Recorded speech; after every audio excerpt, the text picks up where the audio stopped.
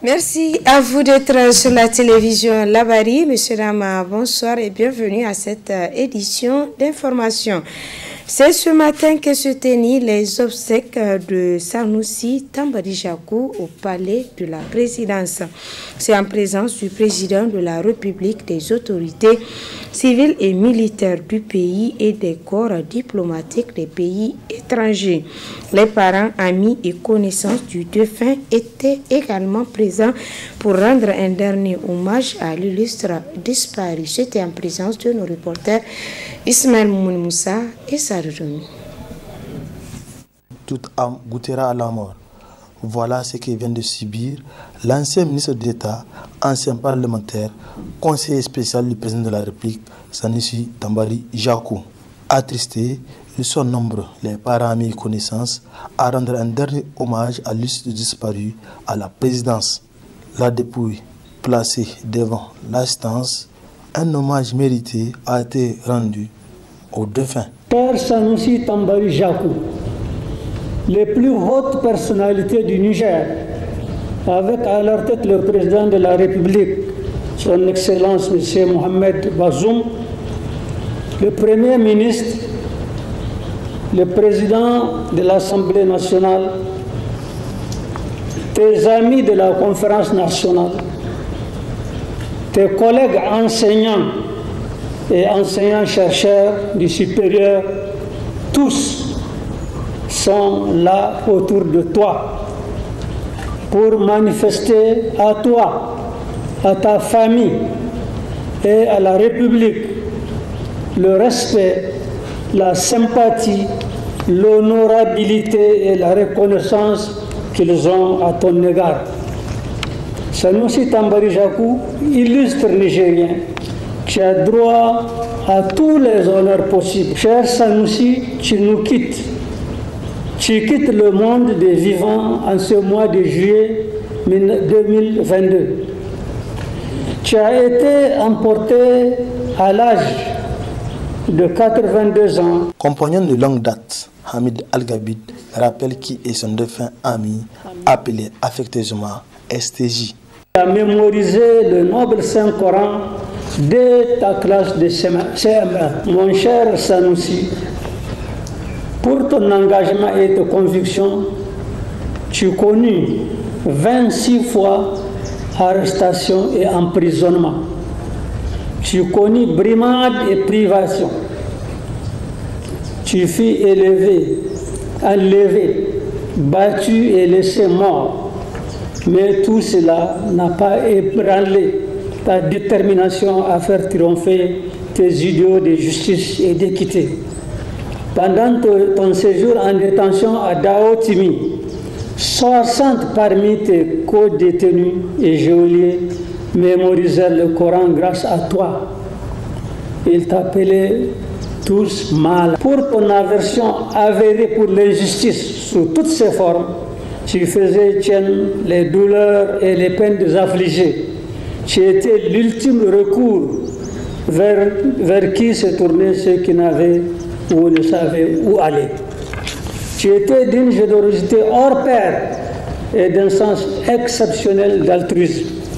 Tu sacrifiais tes projets et autres désirs pour sécher au quotidien des larmes, aussi bien des proches que des parfaits inconnus, car tu étais accessible et plein d'humanisme. Tu as toujours partagé tes avoirs en se suivant tout ce que tu possèdes sur toi. Mon cher Sanoussi, tu resteras éternellement dans la mémoire et le cœur de tous les Nigériens de génération en génération. Tes dernières volontés étaient que les Nigériens cultivent à tout prix le pardon, l'unité nationale et la paix. Il en sera ainsi, mon cher Sanoussi, par la grâce d'Allah. Tu nous quittes actuellement en nous laissant beaucoup de désespoir de ne plus te revoir dans ce monde, en attendant que Dieu nous rassemble dans l'au-delà, dans son paradis éternel. Au revoir, Sanoussi. Adieu, Sanoussi.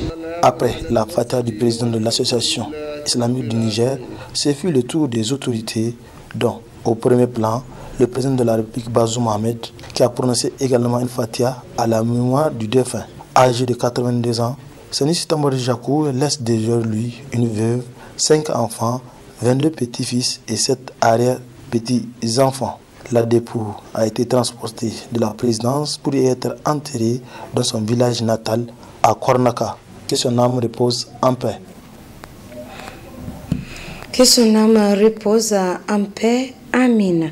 Suivons à présent la réaction de quelques personnes qui ont côtoyé Sanusi Tambadji Jakou de son vivant. Sanusi Jakou est un monument de l'histoire du Niger.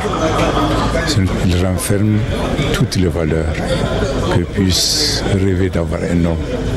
Générosité. Le président de la République a dit que c'était également une bibliothèque vivante, férue d'histoire et d'altruisme. À ces circonstances, on n'a pas assez de mots pour rappeler toutes ces qualités de Sanusi Jakou.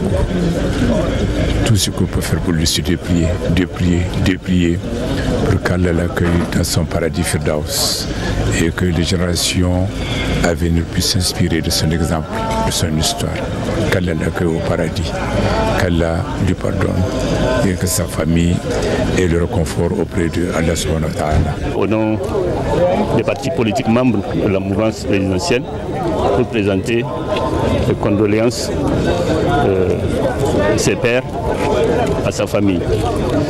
Le Niger perd un illustre citoyen, un combattant de tous les temps, de la démocratie et du bien-être des populations. C'était un humaniste hors pair qui était toujours au service de son prochain. Que son âme repose en paix. C'est un moment de grande émotion. Une grande émotion parce que l'île de Sanusi Tambadji Jakou est un grand Nigérien. C'est un grand Nigérien qui nous quitte aujourd'hui, hélas. Chacun à son tour.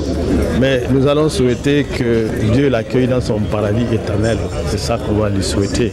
Sinon, tout le monde est ému. Vous avez vu le rassemblement qu'il y a.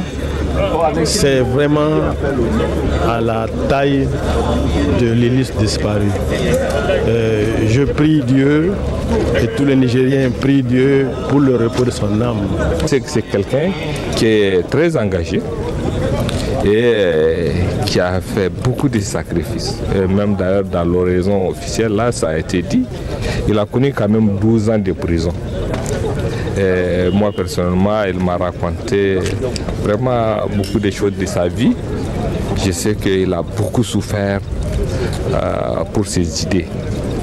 Et d'ailleurs, vous savez, Sanusi, ses idées aussi sont mal interprétées. L'idée qu'on lui attribue, etc., on les regarde comme quelqu'un qui est sur les questions identitaires, etc. Mais bon, de façon générale, Sanusi, pour moi, c'est un militant authentique, c'est quelqu'un qui s'est vraiment engagé pour une cause. Il a été maoïste, et je peux dire qu'il a été maoïste jusqu'au bout, même si toute sa collection des œuvres de Mao, il me l'avait donné, hein, toute sa collection, en disant que bon, ben, lui nous délègue ça, etc. Mais il est resté un grand militant maoïste jusqu'au bout et il a toujours défendu des grandes choses. Et vous avez vu, à la différence de beaucoup de politiciens de ce pays, Sanusi était un politique complet. Il a été dans toutes sortes de combats, il a fait énormément de choses. Par rapport toujours à la disparition de Sanusi Tambadji Jakou, l'acteur de la société civile Nou Mamadou Arsika lui a décerné un hommage. Qui était Sanusi Tambadji Jakou? D'où vient-il et que faut-il retenir de lui? Suivez tout cela dans cet extrait qui va suivre avant de retrouver l'intégralité en partie magazine de cette édition. L'homme qu'a été M. Sanusi Tambadji Jakou, qui est issu d'une famille de grande fratrie. Ils sont assez nombreux à leur père. Et il il a eu la chance, parmi tous ses frères, d'être singulier, d'avoir réussi à étudier comme certains de ses frères, mais à la différence de tous ses frères, avec une singularité et une particularité qui s'est finalement révélée au monde, que Sanoussi est un talent. C'est quelqu'un qui avait une vaste connaissance dans plusieurs domaines. Il a un mode de vie très sobre, très humble, un mode de vie assez ouvert, quelqu'un qui n'a pas de vie privée, personnelle en fait. Sanoussi, il vit pour les autres. Et sa générosité d'âme a fait de lui un acteur public qui s'est mis à se battre pour la cause commune, pour la cause des déshérités, pour la cause des personnes vulnérables, des faibles, et pour la cause de la justice. Sanoussi n'aime pas l'injustice. Il n'aime pas le mensonge. Il a une aversion profonde pour le mensonge. Voilà pourquoi il avait comme ligne de conduite la possibilité de révéler toutes ses sources. Sanoussi n'a pas de source discrète en fait. Si tu dis quelque chose à Sanoussi, il faut que tu t'assures que tu peux le répéter. Un jour, devant la personne concernée ou devant les acteurs concernés. Vous retrouverez l'intégralité de cette intervention de Nuhu Mamadou Arzika sur la disparition de Sanoussi Tambari Jakou, en partie magazine de cette édition. Autre aspect de cette édition, le dispositif national de la mise en œuvre de l'initiative pour la transparence des industries extractives organise depuis ce matin la première réunion ordinaire de son groupe multipartite de concertation au titre de l'année 2022. 6 points sont inscrits à l'ordre du jour de cette rencontre présidée par le directeur de cabinet du Premier ministre, président du groupe multipartite de concertation. Le compte rendu avec Nafissatou Yahya et Aboubakar Soleil. Cette première réunion du groupe multipartite de concertation du dispositif national de la mise en œuvre de l'initiative pour la transparence des industries extractives au titre de l'année 2022 comporte 6 points inscrits à son ordre du jour. Au cours de la présente session, nous irons à examiner les points ci-après. Adoption du PV de la dernière session du GMC. Examen et adoption du plan d'action triennal et du plan de travail pour l'année 2022. Examen et adoption des termes de référence des commissions thématiques, renouvellement des commissions thématiques, état d'avancement de la mise en œuvre de l'ITIE et questions diverses. Un des points importants de cette rencontre est le renouvellement des commissions thématiques du groupe multipartite de concertation, a rappelé le président. Aujourd'hui, les mandats des membres du collège de la société civile et de celui des entreprises sont arrivés à leur terme. C'est l'occasion d'interroger le fonctionnement de notre structure, faire un bilan critique, tirer toutes les leçons qui s'imposent et apporter les correctifs nécessaires dans l'intérêt du dispositif national et de notre pays. À ce sujet, il me plaît de relever, pour le déplorer, le mauvais fonctionnement des commissions thématiques qui n'arrivent pas à tenir leur réunion. Or, comme vous le savez, ces commissions ont un rôle particulièrement important à jouer dans l'appui au dispositif national. je voudrais le réitérer avec force. L'appartenance au GMC est une lourde responsabilité. Elle est un sacerdoce qui requiert de tous un engagement de tous les instants, un don de soi à toute épreuve, parce qu'il s'agit de travailler pour notre pays. Le secrétaire exécutif du dispositif national de la mise en œuvre de l'ITE a enfin souhaité plein succès aux travaux de cette rencontre. Canal Plus Niger a procédé ce matin à la remise des cadeaux aux 13 gagnants du 5e promo d'abonnement. Cette cérémonie de remise de cadeaux rentre dans le cadre des activités commémoratives du 30e anniversaire de Canal Plus. Le point avec Hamza Sakou et Halid Bourema. C'est avec le sourire aux lèvres que ces 13 gagnants sur les 135 aux 5 promos d'abonnement Canal Plus viennent d'être récompensés. Cette cérémonie qui marque la remise des cadeaux à ces super abonnés entre dans le cadre de la célébration du 30e anniversaire de Canal Plus. Aujourd'hui, nous sommes à la 5e remise. Nous allons remettre les lots aux 13 nouveaux gagnants. À date, nous avons 73 gagnants de super lots et des centaines de bénéficiaires de bonus sur le réabonnement. Pour cette lauréate, c'est un sentiment qui ne se cache pas. Je veux dire merci à Canal Plus parce que j'étais très émue qu'on m'avait appelé hier pour me dire que j'étais parmi les gagnantes. J'étais tellement dépassée que j'étais sur ma machine en travaillant, mais j'étais tellement émue de joie que je ne m'attendais pas à ça. Au premier moment, j'ai failli ignorer l'appel parce que je travaille sur la machine, mais brusquement j'ai décroché et je ne savais pas c'est quel numéro. J'ai pris en même temps, on me dit Blandine, vous, Madame Blandine, j'ai dit oui. On me dit ok, passez, vous êtes parmi les gagnantes. Je travaille mais je tremblais parce que je ne m'attendais pas à ça. Canal Plus Niger appelle ses abonnés à se réabonner plus pour être éligibles au prochain tirage au sort qui se tiendra le 2 août.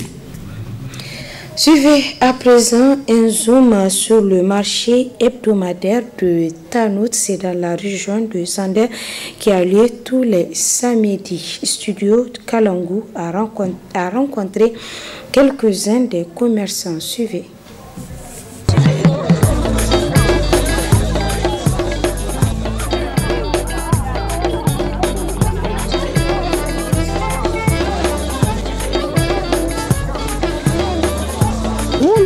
aikin miyanmu an muka sai da an ta kare kuma sai mu sai ta jama'a ko mu ka sai da mu sai da damana muke zuwa muna yankowa an muka tafi kwari kabutu muke da kalmi an marece sai mu rato gida an muka zo kuma sai sahiya ta yi ko mu yi dan tuwon mu tafi.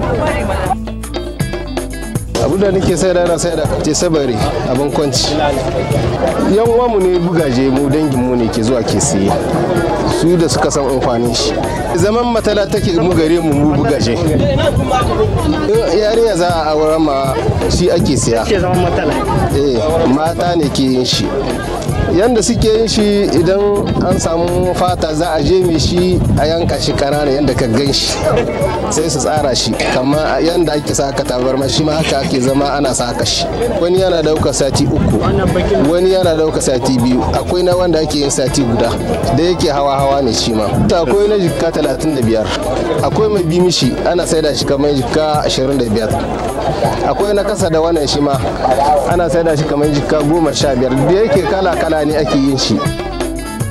Barguna akwai na libi masu kilo 8 muna sai da su 35-33 wannan daga agar da kawo su kuma akwai daidai na dubai da ake kawo daga da magaran kuma su sayan bargo da ma mutane ne na karkara kawai na karkara suke sayan mutane kauye masu biki da mutane na gari daidaya.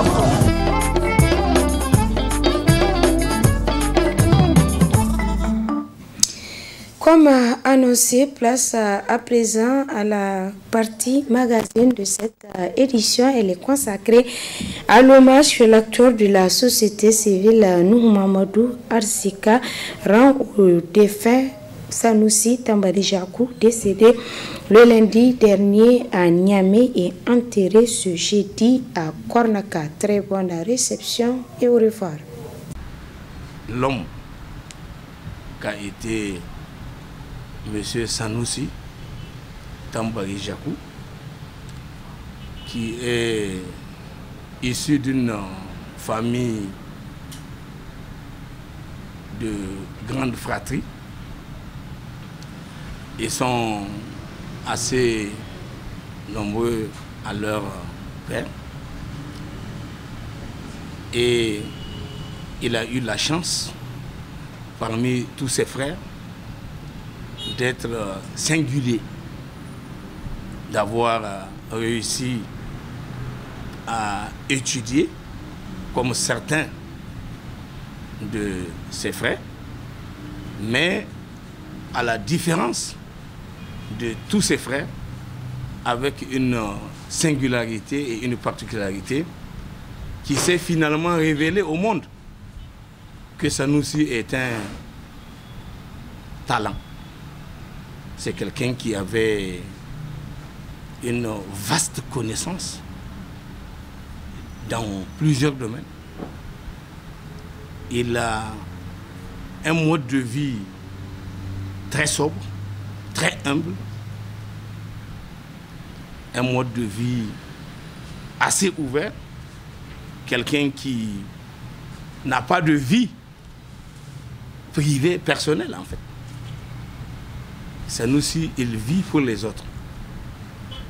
Et sa générosité d'âme a fait de lui un acteur public qui s'est mis à se battre pour la cause commune, pour la cause des déshérités, pour la cause des personnes vulnérables, des faibles, et pour la cause de la justice. Sanoussi n'aime pas l'injustice. Il n'aime pas le mensonge. Il a une aversion profonde pour le mensonge.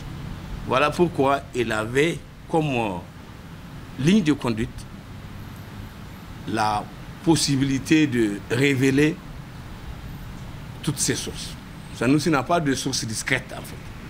Si tu dis quelque chose à Sanoussi, il faut que tu t'assures que tu peux le répéter.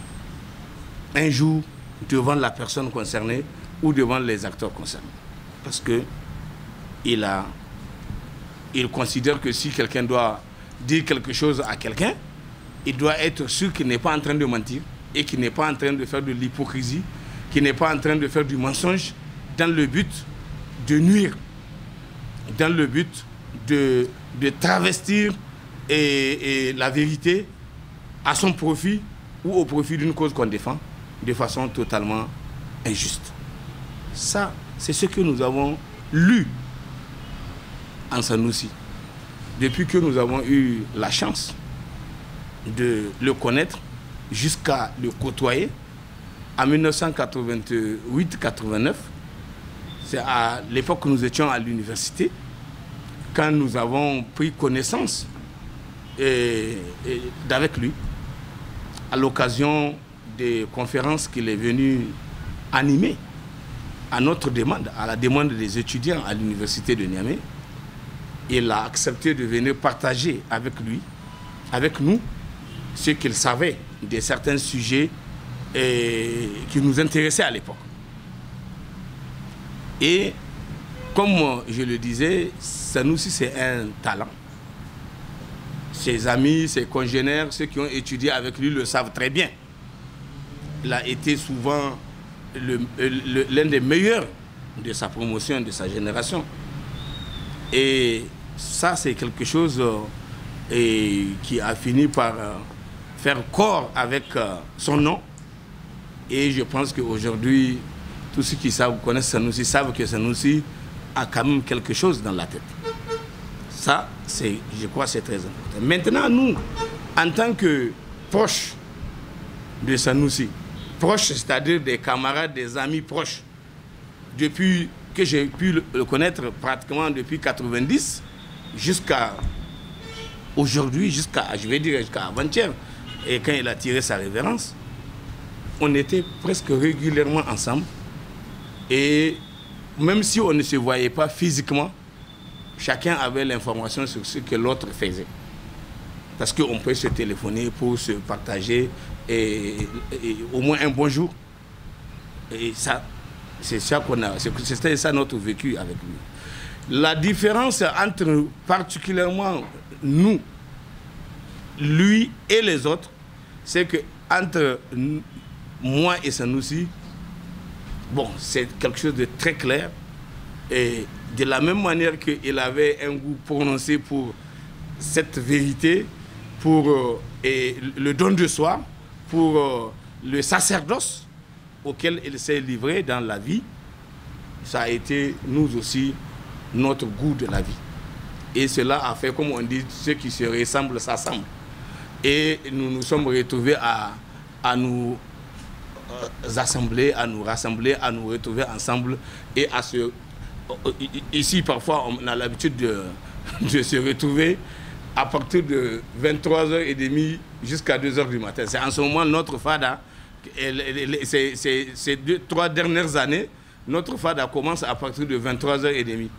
Et ça peut aller jusqu'à 1h, ça peut aller jusqu'à 1h30, ça peut aller jusqu'à 3h du matin. Pour qu'on puisse être dans la position de partager ce que nous avons à partager en termes de discussion, en termes de points d'analyse, en termes de réflexion, en termes de partage. Maintenant, il y a quelque chose de très fondamental qu'il faut retenir. Nous, et Sanoussi, nous avons une relation assise sur les fondements des convictions qui sont celles de chacun de nous.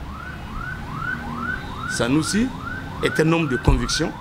C'est un véritable intellectuel du souhait qu'on peut exprimer parce que c'est un intellectuel qui fait corps avec la réalité de son peuple, la réalité de son pays. Il se bat depuis toujours pour apporter un changement dans le sens de l'amélioration de la qualité de la vie tout court de tout le monde, mais aussi de la qualité de la gouvernance, pour que la gouvernance soit une gouvernance citoyenne, une gouvernance patriotique, une gouvernance au service du développement national, au service de l'édification d'une nation industrieuse, d'une nation prospère, d'une nation juste, où on fera respecter l'esprit de l'état de droit tel que nous avons voulu le décrire in fine dans la nouvelle constitution là. Et quand nous avons dit que l'état de droit que nous voulons bâtir en République du Niger doit être un état de droit qui puisse garantir l'exercice des droits collectifs et individuels, la liberté, la justice, l'égalité, la dignité, la sûreté et le bien-être comme valeur fondamentale de notre société.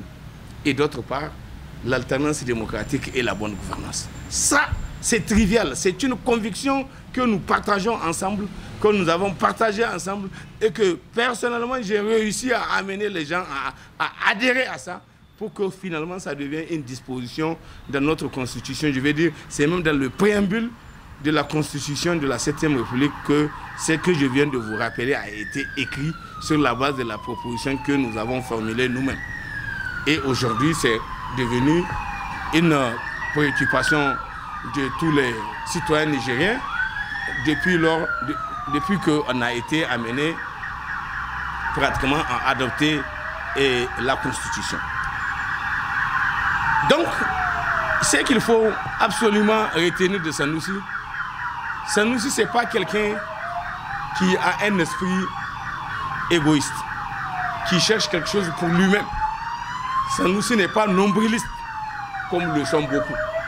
Comme le sont beaucoup de gens qui font la lutte politique pour obtenir le pouvoir pour le besoin de ce que vous entendez là. La sirène, pour se faire voir. Sanoussi n'est pas un homme qui cherche à se faire voir ou qui cherche à se faire distinguer dans le sens de lambris du pouvoir, dans le sens de prestige du pouvoir et qu'il faut avoir, mais il a lutté pour le pouvoir, pour que le pouvoir joue le rôle attendu d'un pouvoir au service du peuple. Il a été député national. En tant que député, c'est l'unique député que moi j'ai connu depuis 1993 qui a été capable de l'être, tel que on a souhaité voir un député à l'Assemblée, au service de la nation, au service du peuple. Comme on dit, le député, chaque député est représentant de la nation entière. Tout mandat impératif est nul. Le vote du député est personnel. Sanoussi avait un esprit libre et indépendant. Il a été capable, dans son groupe, parmi ses camarades politiques, s'il n'est pas d'accord avec quelque chose, de le faire savoir. Et tout le monde doit le savoir. Tout le monde est généralement pris à témoin parce qu'il le dit ouvertement. C'est comme ça, tout le monde a vécu. Pour ceux qui sont moins jeunes, ils savent que quand il y a eu l'Assemblée de 1993, et durant le régime de la coalition de l'AFC, avec leur candidat qui a été élu président de la République à l'époque, Mohamed Ousmane, et le gouvernement qu'ils ont pu mettre en place, les premiers pourfendeurs de ce régime a été Sanoussi, qui n'est pas d'accord avec la pratique de la gouvernance de ses propres camarades, qu'il a été capable de dénoncer pendant 1 heure d'horloge à l'occasion d'une motion de censure qui avait été déposée en 1994 par le MNSD à l'époque. Et le débat a été fait le 11 août 1994. C'est un débat où Sanoussi est intervenu pendant 1h05 pour dénoncer les pratiques de la gouvernance de leurs propres camarades avec lesquels ils ont conquis le pouvoir pour l'exercer. Et ils considéraient que leur manière d'agir était totalement contraire parce qu'on a vécu une situation où on est allé pour la première fois à retrouver notre pays en train de subir une grève générale illimitée qui a duré 55 jours. Vous vous rendez compte? C'est bien après ça que finalement il y a eu ce débat-là sur la motion de censure le 11 août 1994. Sanoussi a été capable de le prouver. Et en plus, du point de vue de l'exercice de la fonction de député, on dit que l'Assemblée vote la loi, elle consent l'impôt et elle contrôle l'action gouvernementale. Dans le cadre de l'exercice du contrôle de l'action gouvernementale, Sanoussi a été le meilleur des députés qui a battu tous les records de toutes les législatures que nous avons connues en termes d'interpellation des actes posés par les gouvernants, qu'ils soient dans une position et dans le pouvoir ou dans une position à l'opposition. Ça, c'est très important, ça. Je pense qu'aujourd'hui, pour les étudiants, pour les gens qui ont besoin comment on appelle ça, pour la postérité, qui ont besoin de faire des thèses, des mémoires, et il y a tellement de choses dans ce qui a été les actes posés par Sanoussi, le vécu de Sanoussi, les travaux que Sanoussi a entrepris, qu'il a pu réaliser, les actes qu'il a été amené à poser, qui peuvent, à mon avis, servir beaucoup et les étudiants qui ont des choses à faire en termes de mémoire ou en termes de thèse à défendre. Donc ça, c'est quelque chose de très important à ne pas perdre de vue. C'est un devoir pour nous de faire ce témoignage-là. Je me rappelle que lorsque nous avons connu Sanoussi, il y avait des gens qui essaient de nous le présenter autrement. Et nous avons pensé que dans ces conditions, il faut le vivre à côté pour comprendre de quoi il s'agit. Concrètement, c'est qui cet homme-là qui a essayé de retrouver emprisonné pendant 12 ans, précisément 11 ans, 7 mois, durant le régime militaire, au motif qu'on lui reproche d'avoir un esprit sectaire, un esprit régionaliste, un esprit ethnocentriste, et qu'il avait un comportement qui était contre. J'ai voulu vivre ça. J'ai voulu le vivre moi-même pour savoir si c'est vrai qu'on peut considérer que c'est ça, dans les faits.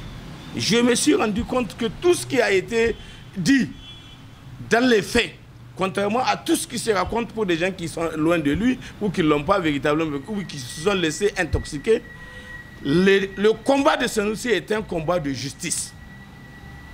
Et naturellement, ceux qui, hier, étaient capables de faire des pratiques d'injustice, c'est ceux qui avaient les positions de pouvoir.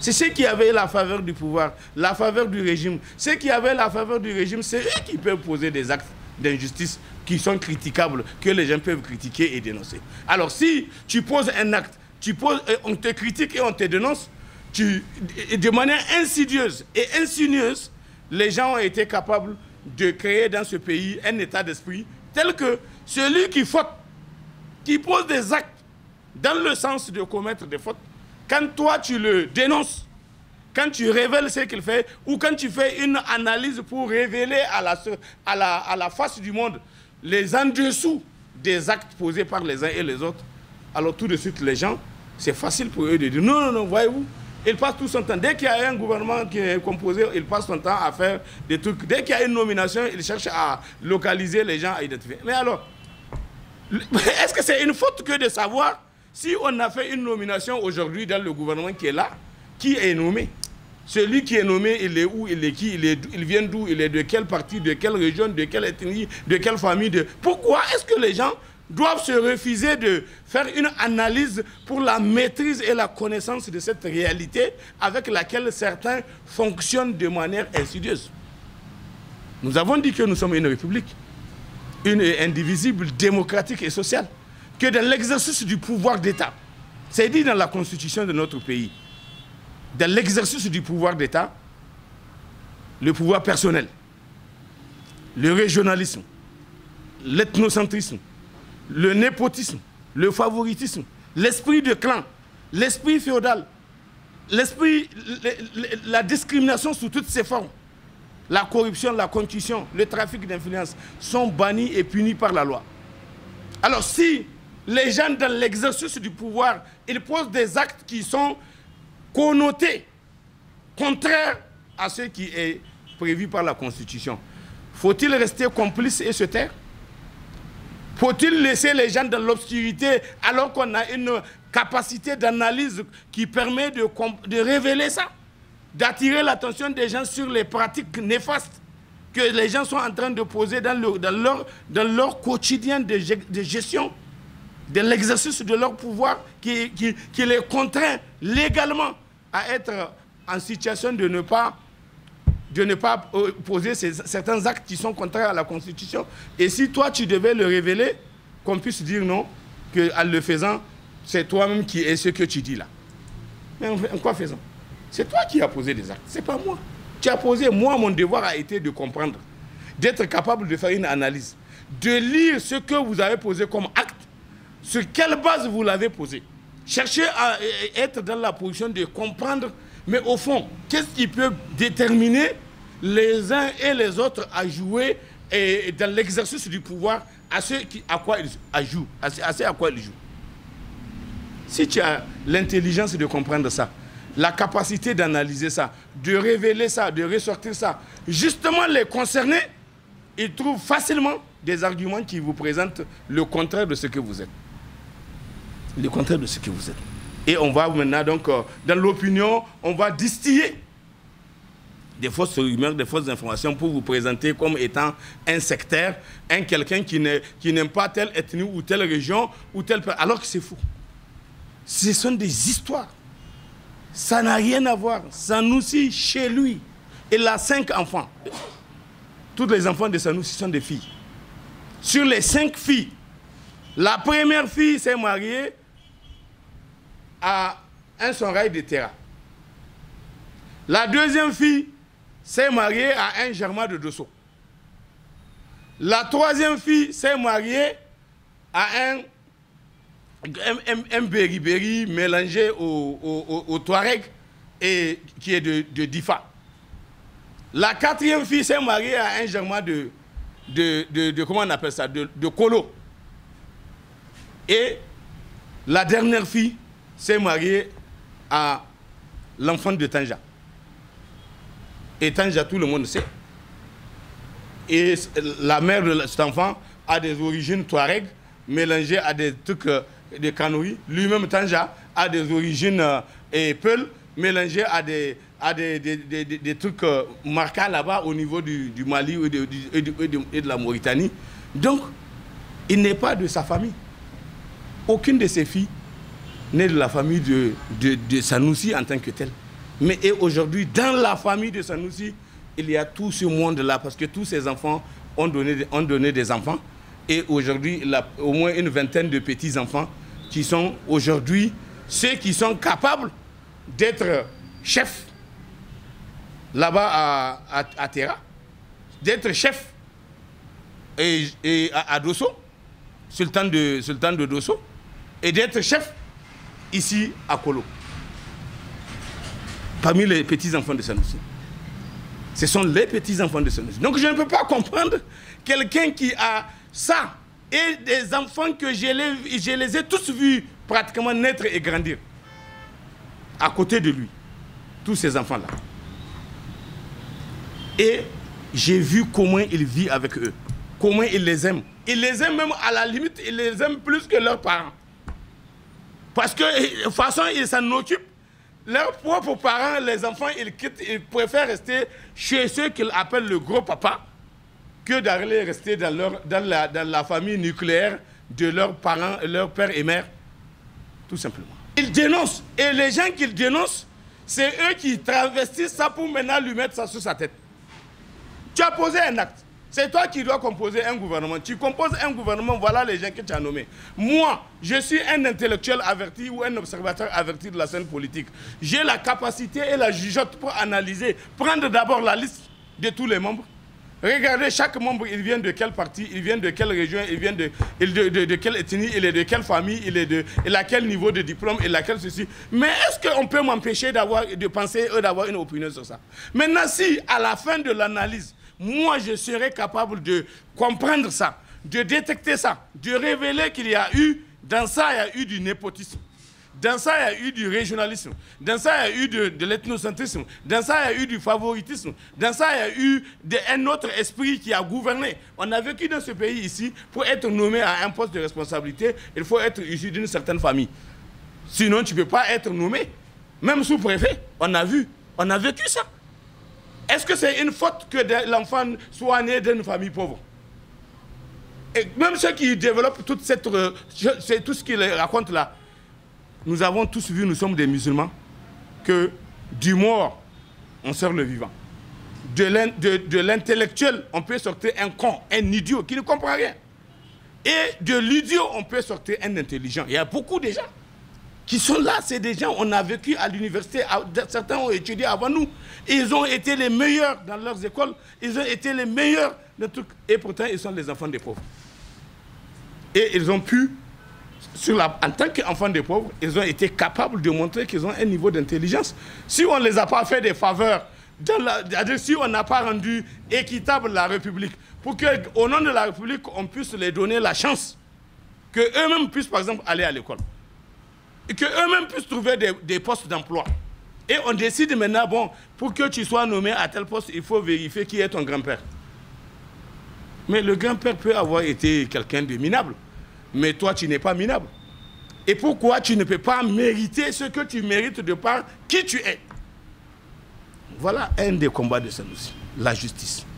Il faut que chaque Nigérien puisse jouir des fruits de son talent et de ses compétences. Et c'est une excellente chose que ça soit comme ça, qu'on fasse justice à tout le monde. Et qu'on soit dans la position de régler certaines questions. Parce qu'aujourd'hui, si on n'a pas lutté pour la démocratie, pour laquelle il a été un acteur actif à partir de 1989-90, et tout ce qu'on a fait comme combat pour la démocratie, c'est avec lui qu'on a fait ça. C'est un grand défenseur de la cause de la démocratie, parce que nous avons tous compris que si ce n'est pas au nom de la démocratie et dans un contexte de la démocratie, ça va être difficile que l'on soit capable de retrouver certaines personnes à certaines positions alors qu'ils peuvent avoir un certain talent qu'ils peuvent livrer et donner au pays. Et c'est la démocratie qui peut permettre ça.